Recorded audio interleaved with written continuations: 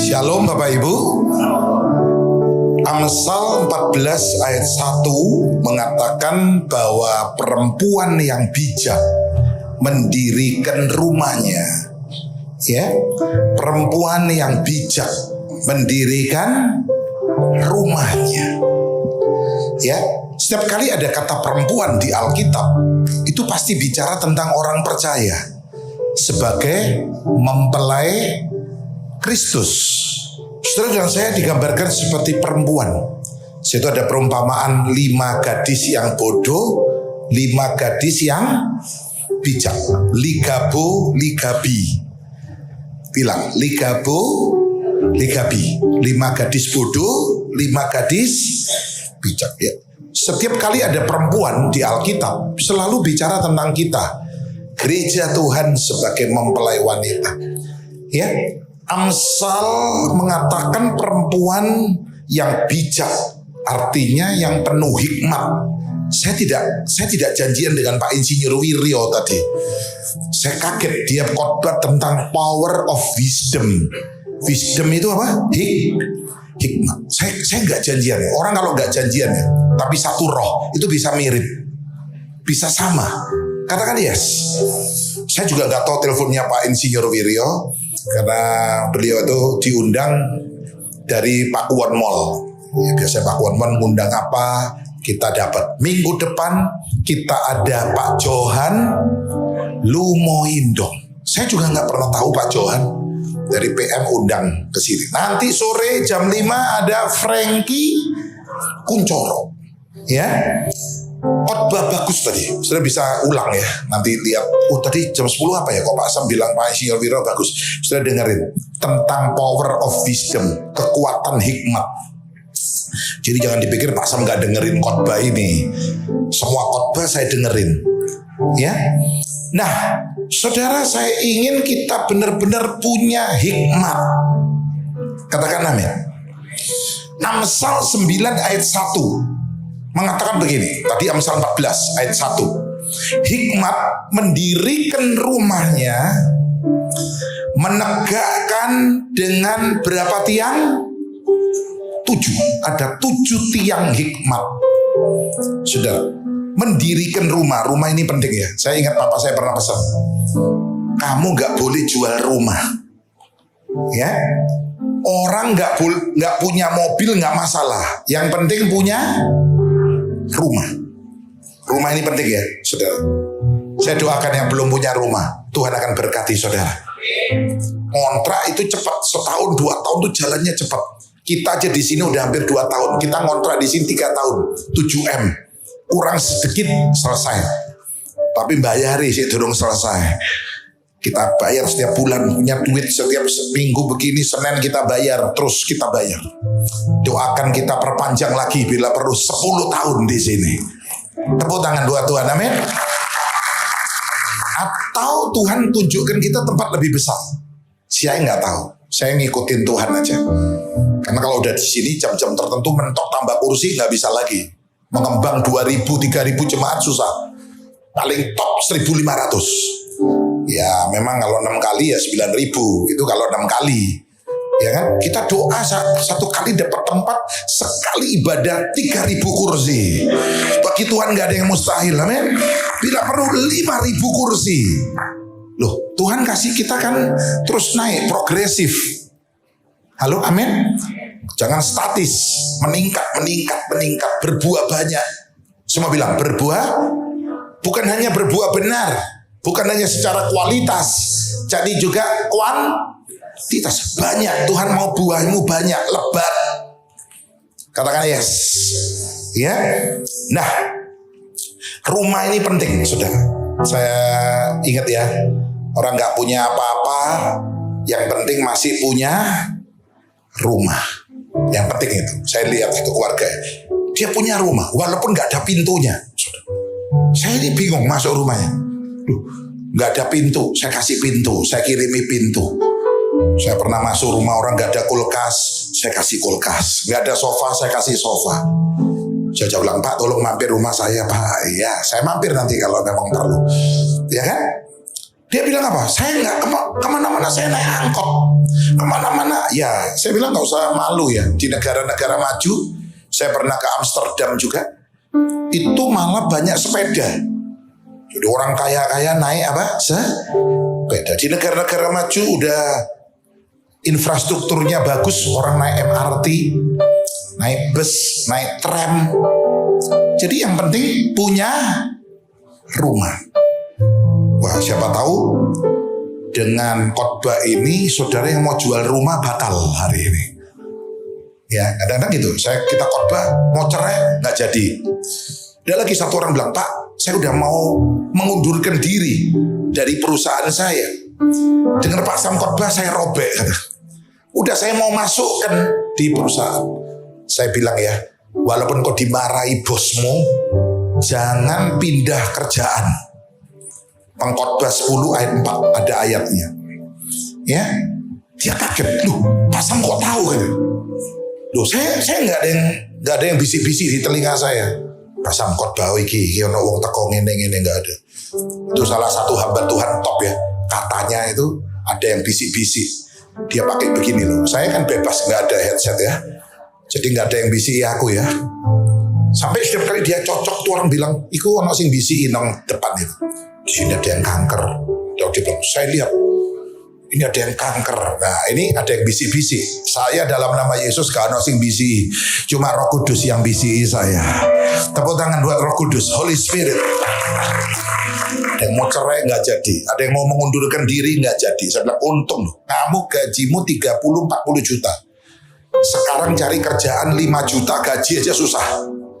Untung, iya Pak Sam, untung firman ini menyelamatkan. Ini wisdom, power of, ini kekuatan hikmat dari firman. Ya, nah hari ini kalau mau ada yang jual rumah batalkan. Ya, walaupun Anda nggak punya mobil nggak masalah, nggak usah gengsi. Yang penting punya rumah. Itu pesan papa saya. Papa saya masih hidup sih. Bukan, wah pesan berarti udah nggak ada. Masih ada, tapi papa saya suka bilang, kamu nggak boleh jual rumah. Ya,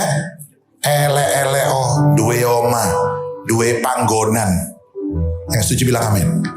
Mendirikan rumah itu tidak mudah. Lebih mudah mana? Mendirikan atau menghancurkan? Mendirikan atau menghancurkan? Saya tinggal di satu tempat sebelah rumah saya itu dibangun. Security bilang, Pak Gunawan, tahu nggak? Sebelah ini dibangun sudah 8 tahun. Oh iya? Saya kan baru di situ. 8 tahun ini nggak selesai. Untuk mendirikan itu lama, sulit, tapi untuk menghancurkan butuh berapa lama? 1 hari hancur. Saya untuk jadi pendeta membangun diri saya ini nggak gampang. Tapi untuk saya menghancurkan, saya semalam aja saya bisa hancur kerohanian saya, hidup saya. Untuk mendirikan rumah tangga itu sulit. Harus ada 2 orang, suami dan istri, laki dan perempuan. Tapi untuk menghancurkan rumah tangga cukup 1 orang. Cukup 1 orang. Mau menghancurkan rumah tangga, ada satu yang ngomong begini, hancurkan dulu istrinya. Untuk menghancurkan rumah tangga, hancurkan dulu ibunya. Karena kalau ibunya hancur, perempuannya hancur, rumah tangga pasti hancur. Saya lihat itu benar dalam konseling ya. Kalau suaminya sih selingkuh gitu aja bisa dipulihkan. Kalau istrinya udah selingkuh, biasanya bubar. Itu sebabnya di Alkitab mengatakan perempuan yang bijak. Coba baca aja ya. Mungkin tadi sepilas saudara ada yang kurang jelas ya. Coba baca Amsal pasal yang ke-14 ayat 1, 2, 3. Perempuan yang bijak. Tampilkan ayatnya. Ya, perempuan yang bijak udah itu. Mendirikan rumahnya. Tetapi yang bodoh meruntuhkannya dengan tangannya sendiri. Pasal 9 ayat 1. Pasal 9 ayat 1. 2 2, 3. Hikmat telah mendirikan rumahnya, menegakkan 7 tiang hikmat. Jadi runtuhnya keluarga ini, berdirinya kokohnya keluarga itu di tangan perempuan sebenarnya.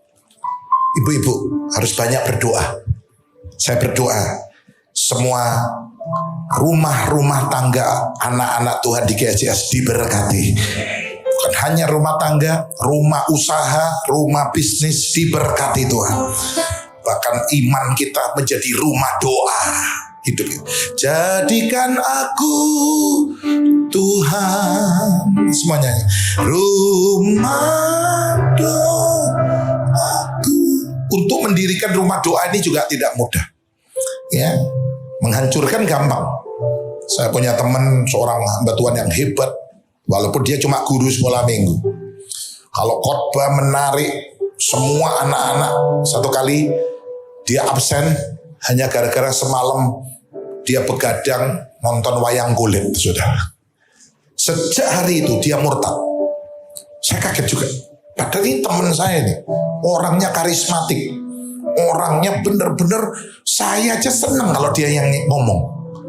Ya, kan ada orang ngomong tapi benceno. Dia ngomong gak enak, nyebelin. Dia ngomong, saya pendeta di kelasnya seneng.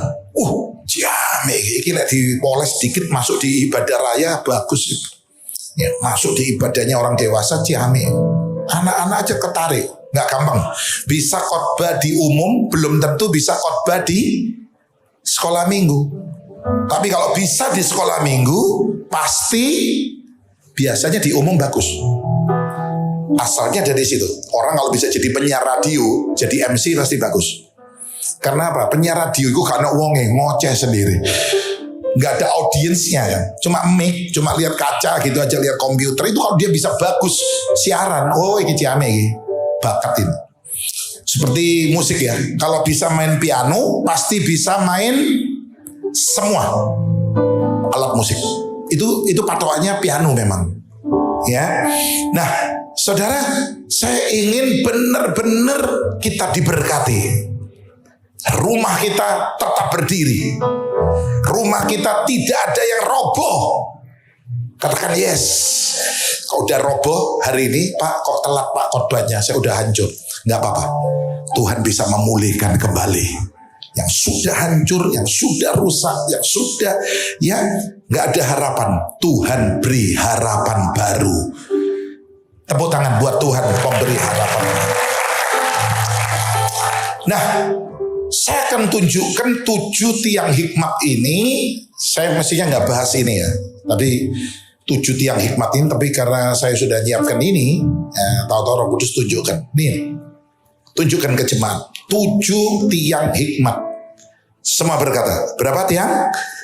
7. Ya, hikmat ini penting. Dari mana Pak hikmat ini? Hikmat ini dari Holy Spirit, dari Roh Kudus. Ini kan habis Pentakosta, pencurahan Roh Kudus. Minta hikmat dari Roh Kudus. Katakan amin. Katakan amin. Hikmat dari Roh Kudus. Pak, ayatnya mana hikmat dari Roh Kudus? Kisah Rasul pasal 6 itu mencatat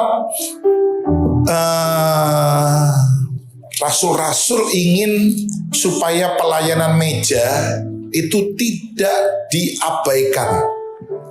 Pelayanan meja itu ngurusi janda-janda. Tentu kalau sekarang istilahnya sembako. Sembako isinya apa? Beras. Masa nggak tahu sembako? 9 kebutuhan pokok. Beras, minyak, gula, apalagi? Sembako 9 kok cuma 3 berhenti. Abon, dendeng, telur asin. Mungkin gitu ya. Kan 9 kebutuhan. Untuk ngurusi meja dipilih orang-orang yang penuh roh dan hikmat. Bayangkan ya, melayani sembako itu harus penuh Roh Kudus. Pelayanan meja namanya. Apalagi pelayanan mimbar. Saya kira arek sembrono ya. Berani tampil di mimbar padahal belum penuh Roh Kudus. Untuk melayani meja syaratnya penuh roh. Baca ya, Kisah Rasul 6. Ini tidak boleh diabaikan. Mereka berkata ini tidak boleh. Di gereja ini juga ada pelayanan meja. Kita bagi terus BBU, berkat berupa uang. Bagi terus BMT, beri makan Tuhan. Ini bentuk dari pelayanan meja. Ayo baca Kisah 6 ayat 1, 2, 3. Pada masa itu, ayo semangat supaya gak ngantuk. Ketika jumlah murid-murid makin bertambah, timbullah sungut-sungut di antara orang Yahudi yang berbahasa Yunani dan orang-orang Ibrani karena pembagian kepada janda-janda. Mereka diabaikan dalam pelayanan. Jadi janda-janda ya urusannya tadi beras, gula, minyak goreng dan sebagainya, telur dan sebagainya. Ayat 2. Berhubung dengan itu, ayat 2, berhubung dengan itu, Rasul memanggil semua murid-murid berkumpul dan berkata, kami tidak merasa puas karena kami melalaikan firman Allah untuk, ya ini namanya pelayanan meja. Oh di sini pelayanan mimbar. Terus ayat 3. Karena itu saudara-saudara, pilih 7 orang dari antaramu yang terkenal baik. 1, terkenal baik. Dan yang roh dan hikmat. Jadi hikmat ini dari Roh Kudus. Penuh roh dan hikmat. Supaya kami mengangkat mereka untuk tugas itu. Salah satunya nanti yang diangkat namanya siapa? Ayat 5. Ayat 5. Lompat. Usul itu diterima baik oleh seluruh jemaat. Lalu mereka memilih Stefanus yang dilempari batu kan sampai mati. Itu pelayanannya dia cuma pelayanan meja loh. Dia bukan khotbah loh di mimbar. Hebat orang ini. Stefanus seorang yang penuh iman dan Roh Kudus. Filipus, Prokorus, terus nih Kanor, Timon, Parmenas, Nikolaus seorang penganut agama Yahudi dari, ini bisa dipakai untuk nama baptis ya. Timon, apalagi Nikanor, jarang ini. Saya lihat nama baptis kalau nggak Yakobus, Petrus, kalau nggak Samuel, Daniel, ya. Waduh, nama pasaran. Bok sekali-sekali nama baptis siapa? Prokorus.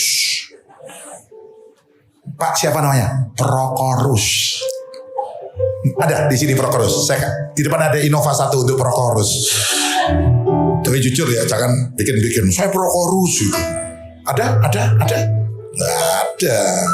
Jarang ini ya dipakai. Padahal ini nama-nama orang-orang hebat sudah di Alkitab. Kita nih kadang-kadang kalau udah ini ya ini terus. Seperti saya kalau udah makan di satu restoran capcay terus. Padahal yang lain bojai, kojai, kue enak-enak saudara. Ya, nggak cuma capcay, cap gojai juga ada. Cap itu berapa? 10. Sayurnya 10, saya suka yang 15 cap gojai. Atau cap jicapcay lah kan ada. Seringkali kita ini fanatik ya. Kalau sudah nama Petrus, akhirnya joki Petrus ya oke. Nama baptis. Jadi ini bisa dipakai. Oke, saya nggak bahas itu, tapi lihat. Untuk melayani meja saja harus penuh kudus. Ayo yang melayani perjamuan yang di atas mimbar ini semua asyir kolektan ya hamba-hamba Tuhan minta aku harus dipenuhkan dengan Roh Kudus, Holy Spirit. Hikmat dari Roh Kudus.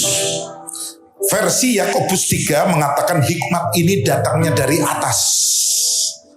Dari atas. Dari Bapa segala terang. Wah, ini mesti diminta saudara. Saya berdoa orang Kristen di sini kayak Salomo. Salomo ditanya minta apa? Dia hanya minta apa? Wisdom, hikmat. Dan karena Salomo tidak minta yang lain, Tuhan bilang yang kau tidak minta aku beri ekstra. Diberi hikmat plus kekayaan. Diberi hikmat plus kemenangan atas musuh-musuhnya. Cuma satu yang Salomo miss, kehilangan. Dia diberi hikmat tapi umurnya pendek. Tahu nggak? Karena Salomo adalah orang berhikmat yang bodoh. Dia tidak takut akan Tuhan. Kalau dia takut akan Tuhan, dia nggak mungkin punya istri 1000. Kalau dia takut akan Tuhan, nggak mungkin dia nyembah patung berhala. Istri-istrinya menyeret Salomo untuk menyembah di kuil-kuil dan sebagainya. Itulah sebabnya Salomo hanya mendapat satu tangan Tuhan. Amsal 3:16, coba tampilkan Amsal 3:16. Di tangan kanannya, halo, umur panjang di tangan kanannya, di tangan kirinya. Salomo hanya dapat tangan kiri, dia nggak dapat tangan kanan. Dia orang berhikmat yang bodoh, dia nggak dapat umur panjang. Ya, lihat Ayub aja umurnya panjang. Lihat yang lain, karena Salomo ya, sampai orang bilang, iya Pak, wong lek wedokan ku umure gak iso dawa aja. Iku lho contone bos iku lho Pak, bojone 6, matine 6 aja. Dintekno wedok iku Pak. Mosok sih? Lho Pak sam enggak tahu. Yo gak tahu bojoku sitok. Entekno lho wong wedok iku jadi. Bukan cuma duit, ngentekno segalane. Iso ta nandangi wong wedok 6 aja. Salomo ki 1000 edian. Ya memang dia kehilangan tangan kanan Tuhan. Dia hanya dapat tangan. Saya berdoa jemaat GCS dapat tangan kanan, dapat tangan kiri. Tuhan akan merangkul saudara, memeluk saudara. Karena cara Tuhan memeluk adalah tangan kirinya di bawah kepalaku, tangan kanannya memeluk aku. Tangan kanan, Salomo cuma dapat tangan kiri. Karena dia gak takut akan Tuhan. Padahal Amsal itu banyak ngomong, permulaan hikmat adalah takut akan Tuhan. Justru dia gak takut Tuhan. Jadi dia orang berhikmat yang bodoh. Oke, itu nanti khotbah lain. Saya gak akan bahas di sini, nanti gak selesai. Ya, semoga apa yang saya sampaikan ini jadi berkat untuk jemaat GSS. Baik yang datang, bukan yang di rumah, yang online. Keliru kalau di rumah. Kalau di rumah nggak ke gereja ya, aduh, ya beda dong dengan yang datang di sini onsite.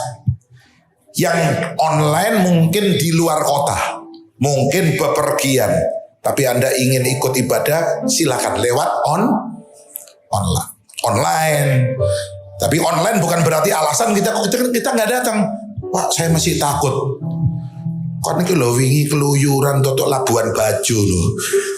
Keluyuran kamu sampai di Raja Ampat kok nak gereja takut apa nak gereja Kamu ke Raja Ampat nggak takut, nak gereja takut. Ono setane tanang ini. Ayo beribadah ke rumah Tuhan, engkau diberkati. Beri tepuk tangan buat Allah kita. Kau nih iso blonjo nang Pabean, nang Pasar Atum, nang Keputren kon mlebu ya. Padahal itu banyak virus loh itu di situ. Saya loh sering ngeterno bulane nang Pucang belanja. Sampai ada jemaat bilang, "Loh, Pak Sam kok nang kini?" Kenapa memangnya? Pendeta gak boleh nang Pasar Pucang? Boleh. Ya, bulani belanja saya anterin. Kon iso keluyuran nang pasar-pasar nang gereja kawani. Kok dibujui setan loh kon iki. Saya gak peduli, kamu terserah. Yang penting aku ada di pihak Tuhan. Siapa yang mau di pihak Tuhan? Angkat tangan. Beri tepuk tangan buat Allah kita. Kamu ngamuk tersinggung bagi saya nggak ngurus. Yang penting saya memberitakan kebenaran. Amin. Yohanes Pembaptis negur, Herodes nggak boleh ambil istri saudaramu. Nggak peduli dia. Walaupun risikonya masuk dalam penjara. Bukan hanya itu, kepalanya saya siap untuk kebenaran kepala saya dipotong. Tapi semoga sampai Tuhan datang tubuh saya sempurna, tidak dipotong oleh siapapun. Amin. Nah, saudaraku, ayo, saya ingin kita minta hikmat seperti Raja Salomo. Saudara, memang sebelum dapat hikmat dari Tuhan, Salomo ini anak yang pintar. Itu diakui oleh Daud. Daud bilang gini, kamu tuh anakku yang IQ-nya cerdas. Kamu ini anakku yang brilian otaknya. Hikmatmu luar, tapi itu bukan hikmat dari Tuhan. Mungkin di sini ada saudara yang IQ-nya hampir seperti Einstein. Ada nggak? Angkat tangan. Ya. Tapi saya beritahu ya, kalau Anda ini jenius, naik 1 strip jadi gila, saudara. Orang gila turun 1 strip namanya jenius. Sebab itu orang jenius, apanya orang gila? Agak mirip, saudara. Agak mirip. Kadang-kadang Pak, ini arek saking kepinteran ojo selindro, Pak. Mosok. Delon Pak. Ini saking pinter iki kon Bapak tahu gak? Dia dulu kalau sekolah di Petra lagi, itu dapat nilai 100, dia protes sama gurunya. Pak, aku kok 100? Loh, kon njaluk piro? 120. Wah, selindro gurunya bilang. Gurunya aja sama dia, pinteran dia. Soal kimia, fisika, waduh, iki arek topik. Profesor linglung, sudah. Saking pinternya jadi linglung. Nah nilai 100 kurang itu jalur 120 kok kaetan. Ya. Nah, saya berdoa Anda yang memang udah pinter. Ya, memang udah pinter. Saya punya teman pinter ya, orang Medan. Lihai. Lihat mesin gitu, pulang dicoba dia bikin. Mesin bikin jagung brondong, mesin bikin ini. Dia cuma lihat aja. Dia mungkin lihat kayak di mana kalau Singapura itu ada apa?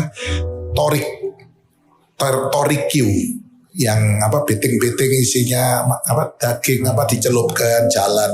Dia cuma lihat aja. Pulang dia bikin. Memang otaknya temanku sugi saudara. Bikin semua mesin bisa dia. Mesin pengering, mesin apa. Kalau Anda hari ini adalah orang yang saya maksud, Anda dan saya tetap perlu hikmat dari Tuhan. Semua bilang hikmat dari Tuhan. Jangan mengandalkan, aku pintar. Memang aku dikasih Tuhan otak yang brilian, encer otakku. Apa sih yang lain ini kental ya otakku encer, tapi yang lain kental kan saudara. Ini kan hanya istilah. Saya udah puter-puter otak Pak. Otakku gak boleh goyang titik gegar otak. Otak kok diputer-puter. Itu hanya istilah. Saya tunjukkan satu ayat hikmat dari Tuhan. Itu beda dengan hikmat dari manusia yang memang sudah lahirnya pinter. Wah, contohnya begini ya. Gak usah baca dulu. Salomo dengan hikmat yang memang dari dirinya, ya, itu dengan hikmat dari dirinya sendiri, hikmat manusia. Salomo ini pedangnya membunuh banyak orang. Pedangnya membunuh Yoab. Pedangnya membunuh Simei. Daud iki yo aneh-aneh. Apa mati pesen mbek Salomo. Dasar anaknya pinter lihai. Sini, kamu tahu nggak? Yoab itu kurang ajar. Kokomu Absalom, dia yang bunuh.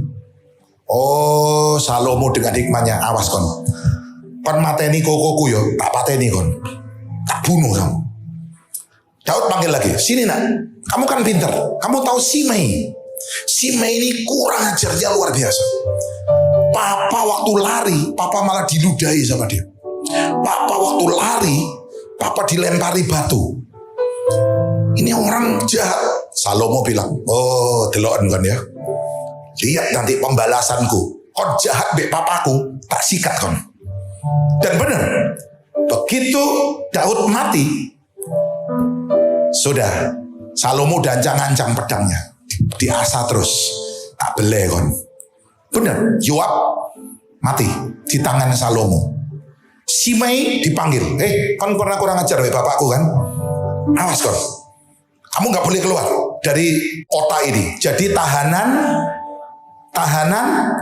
kota kan, ada kan? Siapa presiden yang pernah ditahan kota itu? Nggak boleh keluar dari tahanan kota. Berarti Surabaya nggak boleh ke Sidoarjo. Kamu ngelanggar, tak sikat kamu. Bener, Simei ngelanggar, panggil pancung, langsung pedangnya ini, cari mangsa terus. Pedangnya dengan hikmat Tetapi lihat, setelah Salomo mendapat hikmat dari Tuhan, berbeda.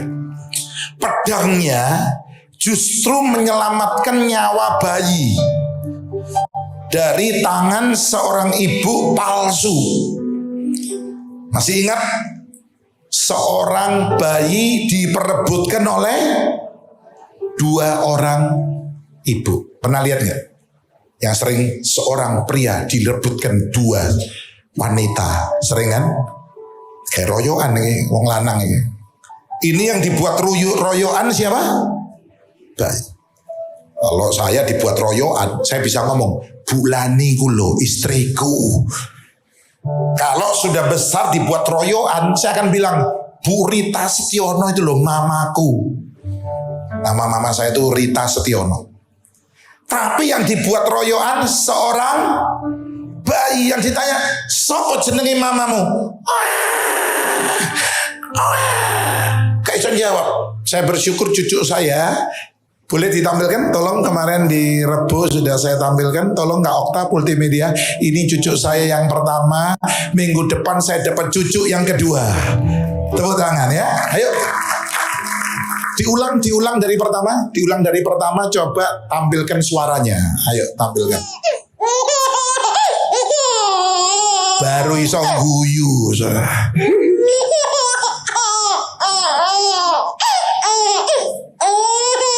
Namanya Tiffany. Tunggu waktunya. Tiffany doa orang lumpuh jalan. Tunggu waktunya. Tiffany doa orang buta melihat. Tunggu waktunya. Terus. Saking senengnya.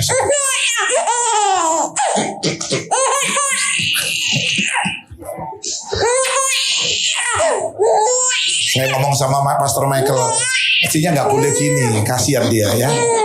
Nggak boleh terlalu lama dibuat guyu gini, kasihan apalagi mengkurang. Saya udah ingetin kemarin ya. Ngeklek sudah. Ya.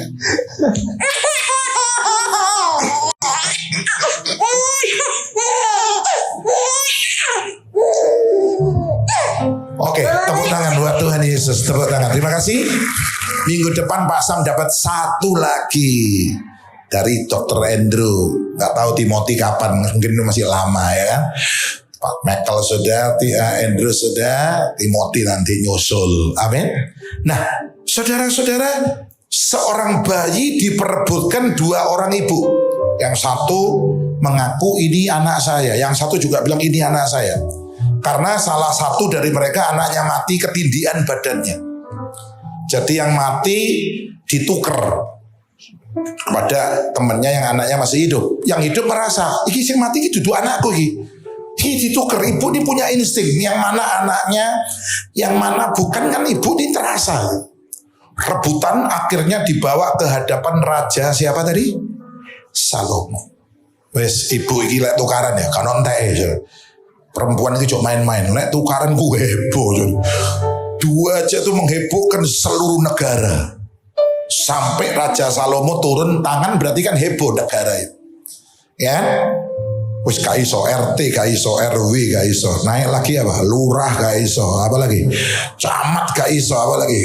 Wali kota Pak Eri misalnya kalau sekarang gak iso. Waduh, gubernur siapa? Ibu Khofifah gak iso. Menteri dalam negeri gak iso. Akhirnya langsung Pak Jokowi yang turun. Ini ada apa ini? Ini anak saya Pak. Waduh, kan ini kurang ajar lagi anakku Pak. Tiba-tiba dengan hikmatnya Salomo berkata, tolong minta pedang. Pedang ini pernah membunuh siapa tadi?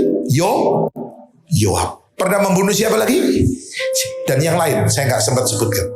Pokoknya kabeh sing garai kurang ajar mbek bapakku tak sikat. Tak beleh, potong lehernya. Cok macem-macem kon. Wah, itu hikmat manusia. Buas makan korban, tapi dengan hikmat Tuhan. Salomo berkata begini, sudah sini bayinya, saya akan belah menjadi 2. Saya akan potong separuh untuk ibu A, separuh untuk ibu B. Tiba-tiba ibu yang asli punya hati nurani. Jangan Tuhan, jangan. No, jangan. Berikan saja, berikan. Biar diambil dia. Jangan dibunuh. Kalau dibagi 2 berarti anaknya apa?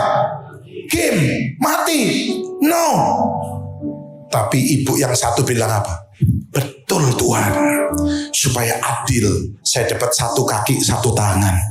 Yang ibu ini juga biar satu kaki, satu tangan, satu telinga. Betul Tuhan. Dengan hikmat Salomo tahu, oh ini ibu yang asli. Udah, berikan kepada ibu ini. Saudara, kita perlu hikmat dari Tuhan. Beri tepuk tangan untuk menyelesaikan semua masalah. Tanpa hikmat Tuhan akan banyak korban di tangan kita. Tapi dengan hikmat Tuhan kita bisa menyelamatkan semuanya. Tidak ada korban. Tepuk tangan buat Tuhan kita, amin. Jadi jelas ya, saudara bisa membedakan hikmat Tuhan dengan hikmat hikmatnya manusia, oh gak ada pengampunan. Mata ganti mata, gigi ganti gigi, nyawa ganti nyawa. Kamu jahat sama keluarga saya, lihat pembalasan nanti. Ini seperti film kungfu. Wah, jago kungfu, dia bantai keluarga ini. Punya anak kecil, lolos. Dia lihat, papa saya dibelah, darah mengalir. Masuk di otak, bawah sadar. Dia besar, dia belajar kungfu. Cari, mana yang dulu bunuh papa saya. Wah, dia disikat. Ternyata yang disikat punya anak kecil juga. Loh, papaku disikat ini. Oh, awas kau. Gede dia latihan lagi. Wah, jujitsu, kungfu, tinju, karate, taekwondo. Datangin lagi. Ini lingkaran setan. Nggak pernah selesai. Rantainya ini terus begini. Tapi saya berdoa hari ini, dengan hikmat Tuhan, kita bisa menyelamatkan banyak jiwa untuk Tuhan. Kita bisa menyelamatkan jiwa-jiwa. Amin. Coba baca Yakobus 3 sebagai penutup. Yakobus pasal 3. Saya nggak tahu Tuhan bawa saya ke sini. Saya ingin belajar untuk taat aja. Ya, mana Tuhan suruh saya khotbah, saya siap banyak sih. Cuma saya ingin benar-benar saudara diberkati hari ini. Yakobus 3 mulai ayat yang ke-15. Kita baca 2-3. Itu bukanlah hikmat yang datang dari atas, tetapi dari dunia, dari nafsu manusia, jadi rupanya setan juga punya hikmat. Manusia itu sendiri punya hikmat. Memang pinter, IQ-nya luar biasa. Ya. Terus 16. Sebab di mana ada jealous dan egois, di situ ada kekacauan dan segala macam perbuatan jahat. 17. Tetapi hikmat yang dari atas adalah pertama-tama, kita hitung. Tadi berapa tiang? Hitung ya, murni 1. Selanjutnya 2, 3, 4, penuh, 5, dan buah-buah yang baik, tidak, 6, tidak munafik. Ada berapa? 7. Tepuk tangan buat Tuhan kita. 7 tiang hikmat itu ini. Ulangi. 1, tiang pertama murni. Lihat ayatnya. Tiang kedua pendamai. Tiang ketiga peramah. Jangan biru peramal loh ya. Ada yang peramal. Waduh, peramah. 4 penurut. 5 belas kasihan. 6 tidak memihak. 7 tidak mau. Buah-buah baik udah termasuk 7 tadi. Udah termasuk 7 ini namanya buah-buah baik gitu loh. Buah-buah baik jangan disebut. Ya, 7 tiang dan buah baik itu semuanya buah-buah baik. Lebih dari 1. Ulangi supaya masuk di hati kita. Saya pernah bikin khotbah ya, saya gambarkan 7 pilar gitu ya. Itu punya nama. 1 murni. 2 pendamai. 3 peramah. 4 penurut. 5 penuh belas kasihan. 6 tidak memihak. 7 tidak munafik. Ayat 18. Baca. Dan buah yang terdiri dari kebenaran ditaburkan dalam damai untuk mereka yang mengadakan damai. Tepuk tangan untuk 7 tiang hikmat. Kita minta ini. Saya sedang minta juga. Tuhan, beri aku hikmat untuk mengembalakan gereja ini, untuk mendidik anak-anakku, ya, cucu-cucuku jadi hamba-hamba Tuhan yang diurapi di akhir zaman ini. Amin. Saya harus mempersiapkan generasi selanjutnya. Saya perlu hikmat Tuhan. Saya nggak mau seperti Salomo, ya, jadi orang berhikmat yang bodoh, yang akhirnya dia nggak takut Tuhan. Saya berdoa semua kita tetap dipeluk oleh Tuhan dengan tangan kanan, jangan cuma tangan kanan tok loh, umur muda tapi melarat. Tangan kirinya gak ono. Tangan kirinya apa tadi? Kekayaan dan iki wong ki dawa Pak, umure Pak, tapi soro Pak. Pendino ki soro iki bongkar tong sampah iki. Waduh, aku gak gelem. Ya, dawa umurku, lalu aku melarat, nggak mau. Kalau Salomo soge tapi umurnya pendek. Saya berdoa kita ngalami Kidung Agung pasal yang kedua ayat 6. Ya, Kidung Agung 2 ayat 6. Ayo baca. Saya berdoa semua kita ngalami ini. Yang mau bilang yes. Kidung Agung 2 ayat 6. 2, 3. Tangan kirinya ada apa tadi? Kekayaan dan kemuliaan, kehormatan. Tangan kanannya ada apa tadi? Umur panjang. Pastor Timothy maju sini. Ini anak saya. Saya kalau nyuruh misalnya yang lain, sudah pikir saya homo. Ini anakku Dewi jadi gak homo ya. Saya praktekkan, saya meluk dia. Sini nak. Ayo baca ayat ini pelan-pelan. Saya tolong dibantu dibacakan. 2, 3. Tangan kirinya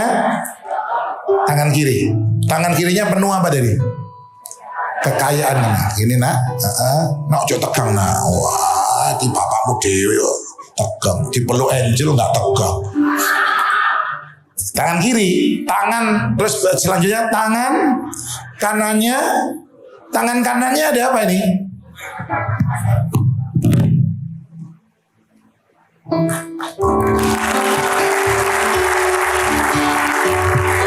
Kamu nggak meluk papa tadi? Oh, kurang bagus. Coba sekali lagi saya ulangi.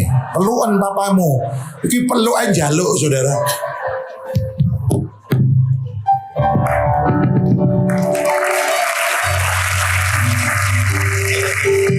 Turun Pastor Timothy ya. Tuhan tuh mau meluk kita loh. Tuhan rindu sama kita. Minta hikmat. Dan saya mestinya janji tentang mata merpati ya. Di thumbnail itu di YouTube-nya. Memang saya mau masukkan gini loh. Ya, perempuan berhikmat tuh dipuji-puji oleh suaminya. Katakan amin. Amsal 31. Dipuji oleh suaminya. Saya ingat Raja Salomo pernah memuji kekasihnya. Matamu bagaikan merpati. Tapi saya tahu waktu udah habis. Nanti next saya akan di jam lain mungkin akan khotbah tentang mata merpati. Pemain musik boleh naik? Ayo kita minta hikmat dari Tuhan. Singer, song leader, silakan. Ya, kita minta Tuhan hari ini urapi kita semua. Mau diurapi oleh Roh Kudus? Belum semua. Mau diurapi oleh Roh Kudus? Ya, minta Tuhan beri aku hikmat-Mu. Terima kasih Tuhan.